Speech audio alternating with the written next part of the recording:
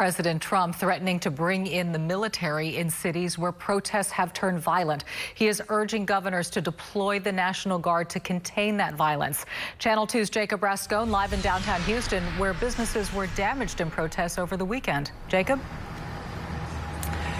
Dominique, the 213-year-old Insurrection Act allows the president to federalize the National Guard and to use active military to suppress a so-called insurrection. The law has only been used once in the last 50 years.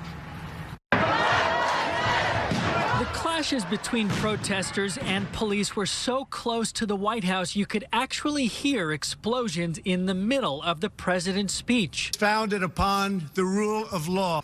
The president's aides are encouraging him to invoke the Insurrection Act to suppress violent protests. If a city or state refuses to take the actions that are necessary to defend the life and property of their residents, then I will deploy the United States military and quickly solve the problem for them. The act was last invoked in 1992 during the LA riots at the request of the California governor.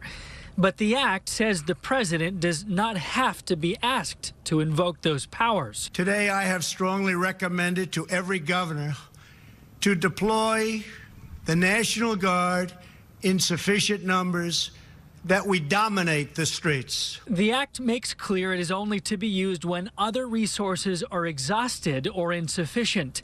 It has only been invoked successfully fewer than a dozen times since it was enacted in 1807.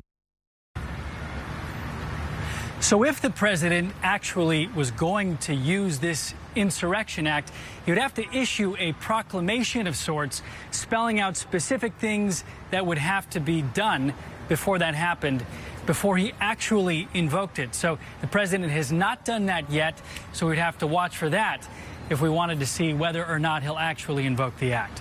Reporting live downtown, Jacob Rascone, KPRC Channel 2 News. Jacob, thank you.